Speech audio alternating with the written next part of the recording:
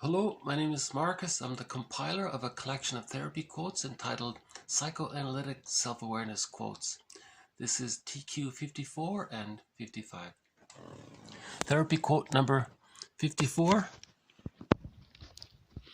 In the second phase of projective identification, the individual who is projecting his or her anxieties exerts pressure on the recipient to experience and behave in a way congruent with the unconscious projective fantasy.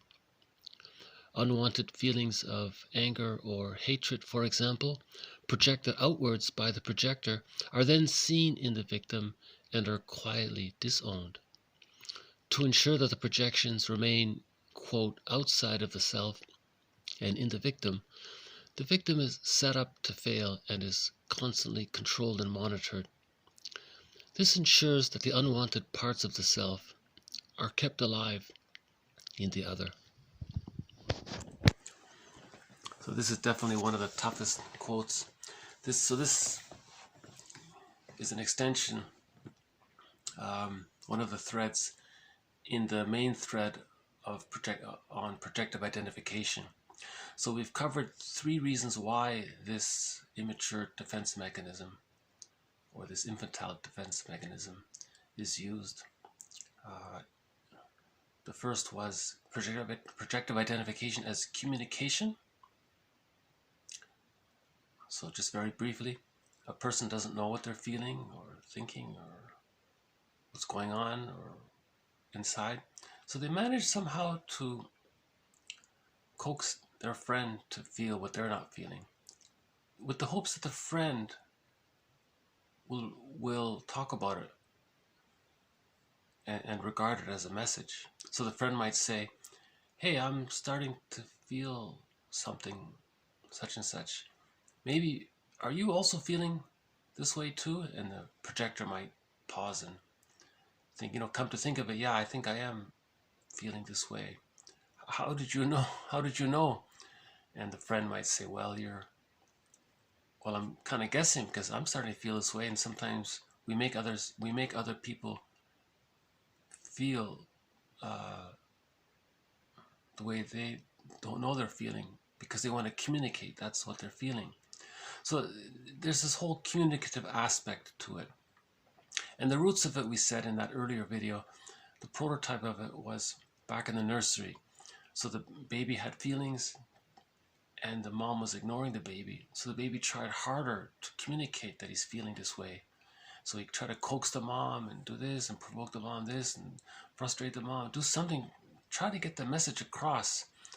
And the theory is the baby, even in its very extreme, wants the mom to feel what the baby's feeling, if need be, because they are in a symbiotic state, right? So that's the prototype for it. So in its most benign version of projective identification, it's just to communicate what you're feeling. And yeah. The second type covered was projective identification to not feel alone. And part of that quote was misery loves company. So the friend has a thought, feeling, belief, memory, experience, some concepts, impression, something he doesn't know about himself, or maybe some aspect about himself he doesn't know about, some unconscious material. He behaves in a way toward the friend to see if the friend can feel something similar. Then he feels that they're both on the same emotional page. And remember, if the mammalian brain is connected with someone, you have a friend, you get serotonin, you feel safer. So that's the second reason we do it. Just the focus is there on to not feel alone. And the third reason, covered in a previous video, was to create a reality basis upon which we can rationalize that since this person is expressing this feeling, therefore this feeling has been externalized. Since it's externalized, it's outside the self, I can convince myself that it must mean that I don't have it. It's a lie. Remember, defense mechanisms are self-deceptions. They're lies. The study of defense mechanisms is the study of self-deception. And this is all done to squelch anxiety. Right? And this quote here is another example of that third reason why we use projective identification. So once more. In the second phase of projective identification, the individual who is projecting his or her anxieties exerts pressure on the recipient to experience and behave in a way congruent with the unconscious projective fantasy. Unwanted feelings of anger or hatred, for example, projected outwards by the projector, are then seen in the victim and are quietly disowned. To ensure that the projections remain, quote, outside of the self and in the victim is set up to fail and is constantly controlled and monitored.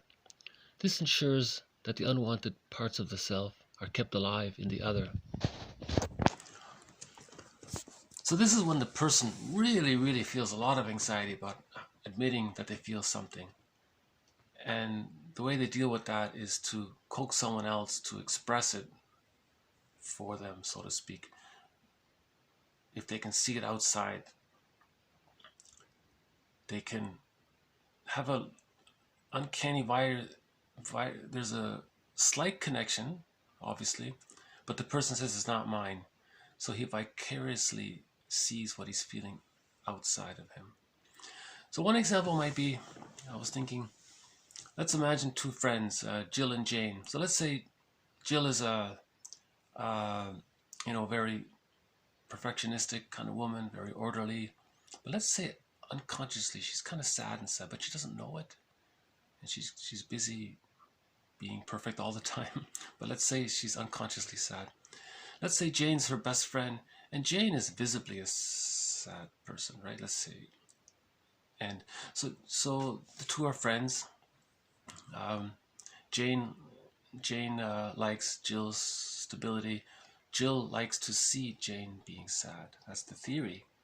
Unconsciously, Jill kind of likes having Jane around because when she sees Jane's sadness, she can see her sadness but admit that she doesn't have it, because she's not allowed to confess that she feels sad too. But she needs to acknowledge that she's sad, so she sees it externally in Jane. And let's say Jane heals and is no longer sad.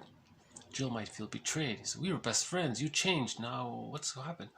And Jane just said, no, I'm feeling better. I'm getting better now. What's wrong? Why are you upset? You should be happy for me. No, I'm not. I want you the way you were before. That happens a lot, right? When friends heal and get better, the system breaks, right? So then Jill feels abandoned or something. Now her defense mechanism, Jane, right, was her defense mechanism, having this victim, this scapegoat of her, not technically, but in fantasy, right? Jane was the scapegoat of Jill's sadness, right? The scapegoat carried Jill's sadness.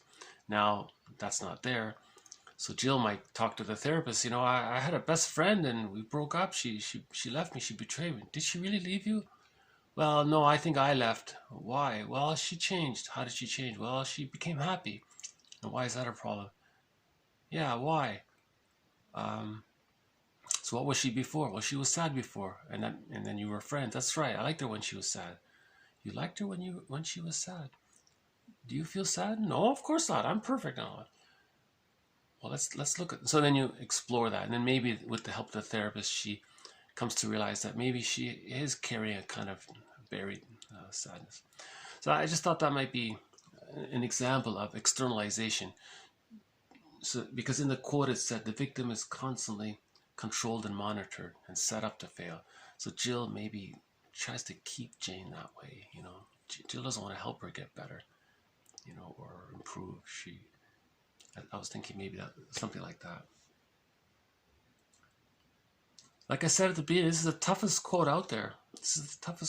So Jill really didn't want to feel or admit or acknowledge that she was feeling sad.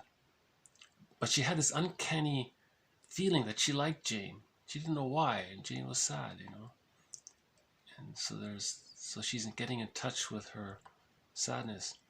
Remember that quote from the last video? Every man is my mirror. Every man is my brother. Every man is my mirror.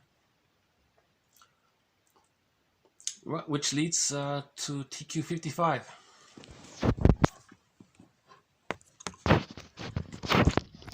Every man is my Mirror, every man is my teacher. If you love or hate a person, you love or hate something in them that is a part of yourself. When I know who I am you.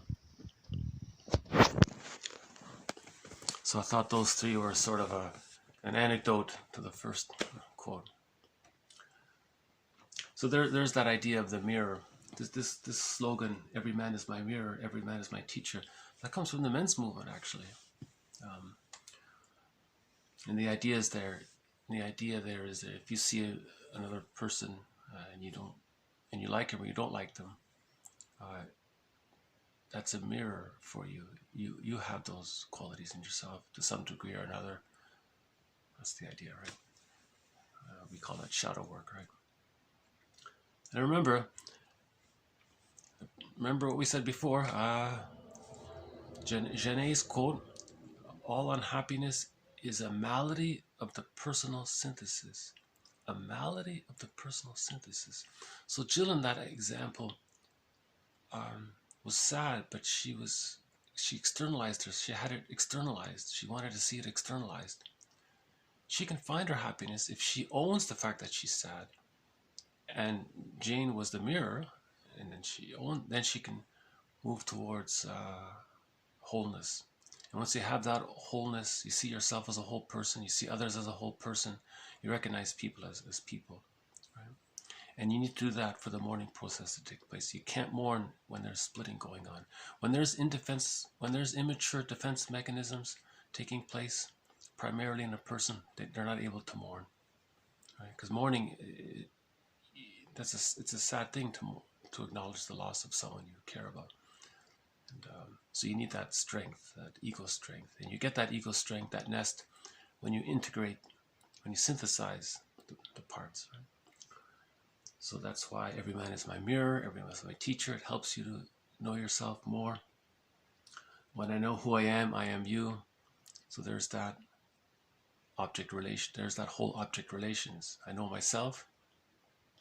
I'm a human with feelings and part of the human condition, a victim of the human condition.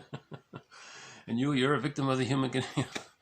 So we're all in that same boat. We're all humans. And I mentioned in a previous video, the Mark Twain one. Within each person, there's a tragedy, a comedy, and a drama.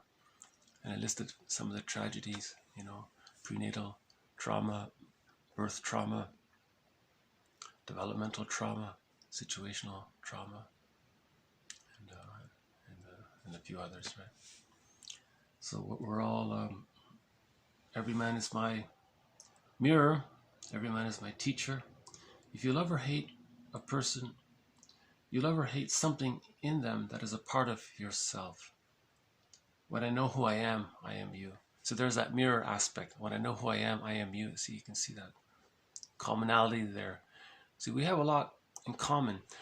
I think what's confusing is, I think Susan Anderson came up with a list of 200 defense mechanisms.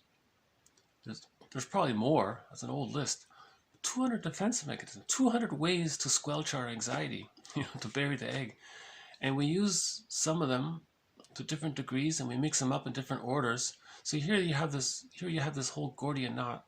So that's what we have in common. We all have this Gordian knot. We're all human beings with this Gordian knot of defense mechanisms, right? To manage to thread together our fragmented soul. And so that's why every man is my mirror, every man is my teacher. Because maybe part of his Gordian knot is a part of my Gordian knot, or, and just the understanding of that we all had to survive our childhoods. We all had to come up with defense mechanisms. And remember in the previous video, these defense mechanisms that we develop, these psychological maneuvers we acquire in childhood, form a record, and that's done in the right brain. And the right brain, there's no time in the right brain, so we make that a record, and we carry that forward, and then we work towards facing the record, identifying the record, so that we can create a new record where we hear the chirping of the bluebird. So another long one. This is going to take the whole date up.